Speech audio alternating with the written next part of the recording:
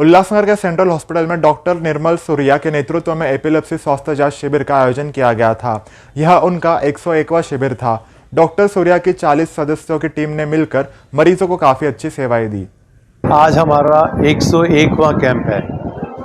हमने अभी 2012 के बाद जो महाराष्ट्र शासन और national health mission government of Maharashtra government of India के साथ एक पब्लिक प्राइवेट पार्टनरशिप में एपिलेप्सी के खिलाफ जो हमने एक मुहिम छोड़ी थी, उसका आज 101वां कैंप है। और अभी तक हमने करीब 35,000 पेशेंट महाराष्ट्र में देखे हैं। महाराष्ट्र का ऐसा कोई जिला नहीं जहां पर एपिलेप्सी फाउंडेशन की टीम नहीं गई है, चाहे वो नंदुरबार से सिंधुदुर्ग हो या फिर गढ़चिरौली से जवार तक हो। तो हर ज़िले में हम गए हैं। कई ज़िलों में हम 5 से 10 बार गए हैं, कई ज़िलों में 2 या 3 बार गए हैं। और महाराष्ट्र में जो एपिलेप्सी जब हमने एक कैंप चालू किए थे, जो एक ट्रीटमेंट गैप था वो था 78%।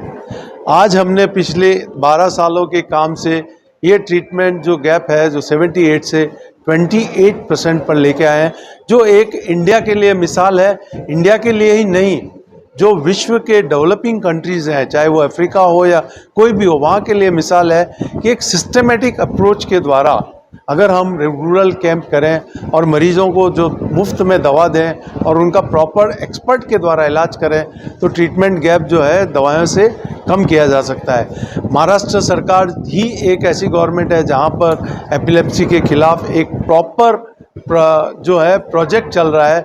और ये प्रोजेक्ट में गवर्नमेंट ऑफ इंडिया हर साल हर कैंप के लिए 5,50,000 रुपये देती है, जिसमें 3 लाख रुपए जो है वो मेडिसिन के लिए है, 2.5 लाख आज के कैंप के लिए है और 1 लाख फॉलोअप मेडिसिन के लिए है। इसका मतलब ये है कि 3 महीने की जो आज मरीजों को दवा मिल गई है, उसके बाद भी वो यहाँ पर आकर रेगुलर दवा ले सकते हैं। महाराष्ट्र गवर्नमेंट इस साल रीजनल एपिलेप्सी सेंटर चालू करेगी, जिसका फंड गवर्नमेंट ऑफ इंडिया से ऑलरेडी आया हुआ है। और हमने 9 सर्कल, जो महाराष्ट्र के 8 सर्कल है, हर सर्कल में एक रीजनल एपिलेप्सी सेंटर को एस्टैब्लिश करने के लिए बोला गया है, जिसमें वहाँ पर एक न्यूरोलॉजिस्ट वीकली रहेगा, एक ईईजी मशीन रहेगी और मरीज को राउंड द क्लॉक दवा मिलेगी।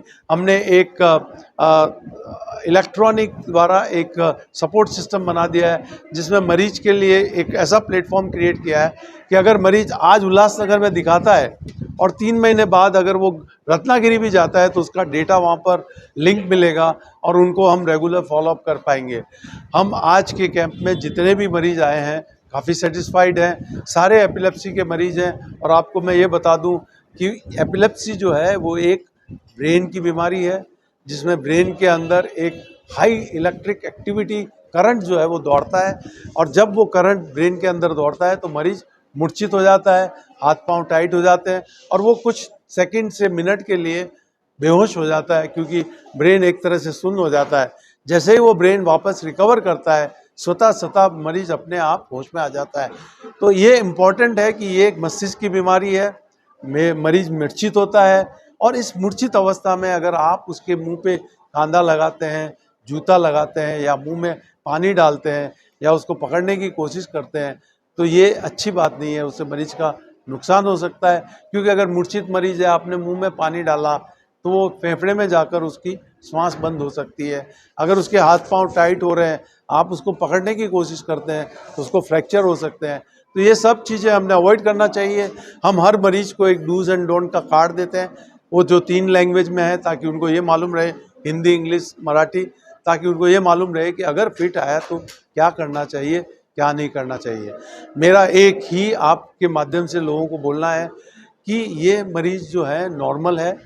दुनिया में great, Alexander the great, Julius Caesar, da Vinci, Tony Greig, Queen Victoria, ऐसे बड़े बड़े लोगों को मिर्गी की बीमारी थी। तो आप ये ना सोचें कि मिर्गी की बीमारी एक मंद बुद्धि के लोगों की बीमारी है। ये होशियार लोगों को भी बीमारी होती है, और वो 2 मिनट अगर आप निकाल दें तो वो और आप में कोई फ़र्क नहीं है। इसलिए इन मरीजों को सबसे इम्पॉर्टेंट है सही डॉक्टर के पास जाकर उनका निदान करें और तुरंत दवा चालू करें, क्योंकि एक दवा लेकर 70% मरीज बिल्कुल ठीक हो सकते हैं अगर इलाज जल्दी चालू किया जाए।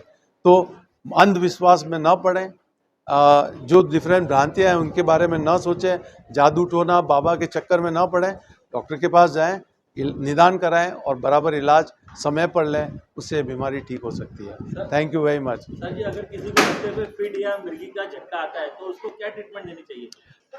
क्या करना है क्या नहीं करना है इस पे लिखा है।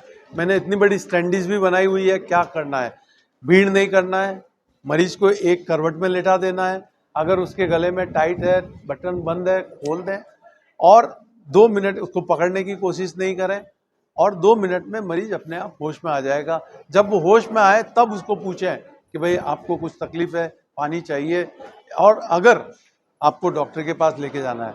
लेकिन अगर उस मरीज को 5 मिनट के बाद दूसरा दौरा आ जाए, एक दौरा ख़त्म हुआ और उसके बाद वापस दूसरा दौरा आ जाए, तुरंत उसको हॉस्पिटल लेके जाएं, क्योंकि वो एक गंभीर स्थिति हो सकती है। क्योंकि बार बार दौरे अगर आते हैं तो मरीज बेहोश होकर ब्रेन को डैमेज हो सकता है। हमको हॉस्पिटल में जाके उसको इंजेक्शन देने की ज़रूरत है। कोणार्क, अपना शहर, अपनी बातें।